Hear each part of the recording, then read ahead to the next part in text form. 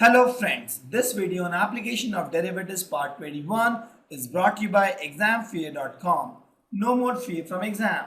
Before watching this video, please make sure that you have watched part 1 to part 20. For example, using first derivative test, we have to find the local maxima and minima for this function. So if you see this function, we know that this is an open interval function and I have to find local maxima and minima. As I told, for an open interval function, the local maxima and minima can happen at f dash x equal to 0 or non-differentiable points. Since it is a continuous function, the non-differentiable point doesn't come because it has all the points differentiable. So only thing is I have to find all the points where f dash x is equal to 0. Critical points.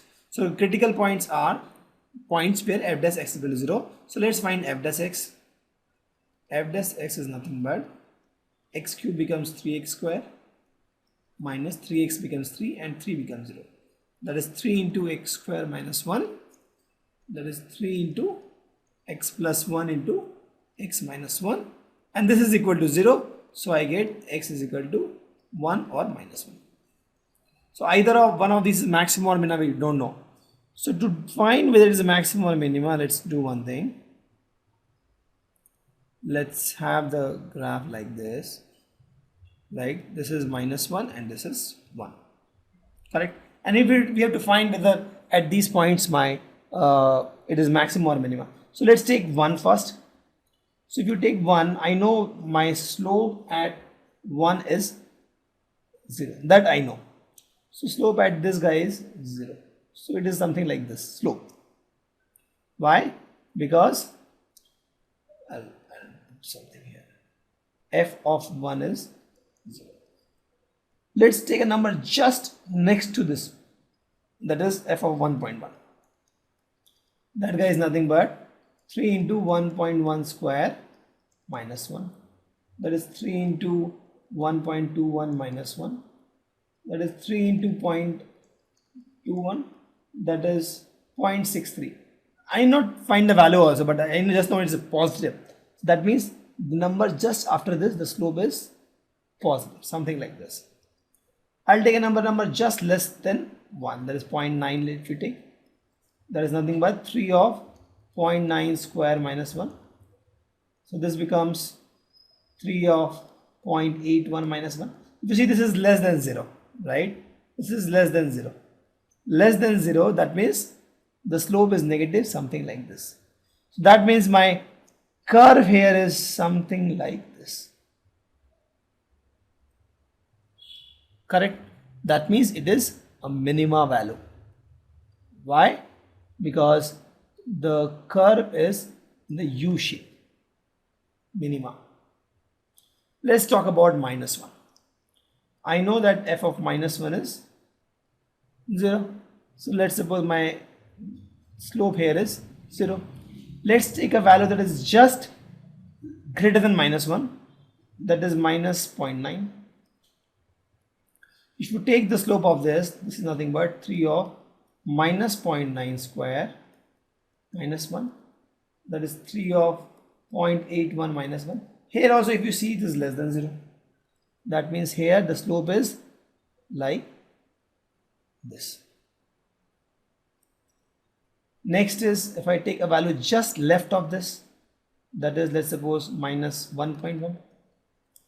So this value will come out to be 3 of 1.1 square minus 1. Minus 1.1 square, sorry. This is nothing but 3 into 1.21 minus 1. You see this guy is greater than 0. Same value actually here. So here the slope is positive. This is the positive slope. So here if you see the curve you get is something like this. So the total curve is something like this actually we have. Correct? So you can see that this guy is a maxima guy and this guy is a minima guy. This is a maxima and this guy is minima. How? Because here we found that at this point we found that slope at this is 0, slope at this guy is positive, slope at this guy is negative. So we have curve like this. In this case we found slope at this guy is 0, slope at this guy was negative and slope at this guy is, you see, positive. Why slope positive? Because if you see this angle which x-axis, it makes angle 0 to 90. In this case, the angle which this guy makes with this guy is this guy with x-axis is more than 90 and less than 180. So that's why slope negative, slope positive, and thus we are able to find the local maxima and minima. Correct. If you want to verify, we can verify also. So f of 1 will be nothing but 1 cube minus 3 into 1 plus 3. 1 cube minus 3 into 1 plus 3. That is 1. F of minus 1 is nothing but minus 1 cube minus 3 into minus 1 plus 3. That is, if you see, this becomes 3 plus 3, 6, minus 1, that is 5. So if you see, f of 1 is 5, minus 1 is 5, this guy is 5, and this guy is nothing but 1. This guy is the maximum value, this guy is the minimum value. Let's take one more example. So here also we have to find the maximum and minimum value. It's a continuous function, so there is no point where it is not differentiable. So I have the only point of critical points are f dash x equal to 0. So here also you have to find f dash x equal to 0. So f dash x is nothing but 2x cube becomes 2 into 3x square, 6x square becomes 6 into 2x, 6x becomes 6 into 1, and 5 becomes 0. Nothing but 6x square minus 12x plus 6. To take 6 common, this is nothing but 6 into x square minus 2x plus 1, and this is nothing but 6 into x minus 1 square. If this is equal to 0, my x is equal to 1 is the only critical point. Now at x is equal to 1, I have to find whether it is maxima or minimum. Same thing I can do. What I can do is, I can find f dash of 1.1 and f dash of 0.9. If you find f dash of 1.1, this is nothing but 6 into 1.1 minus 1 square. So this is greater than 0. Correct? If you find this 6 into 0.9 minus 1 square, and this is also greater than 0. If you see, the sign is not changing. The sign is not changing. That means it is point of inflection. There is no maximum minimum. This is point of inflection.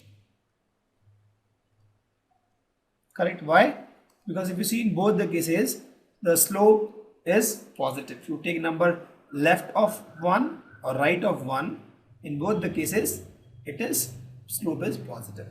So it is point of inflection. Thank you. Visit examfear.com to watch free educational videos, try free online tests, get the best quality study materials, study from the best tutors and mentors, and much more. Thanks once again.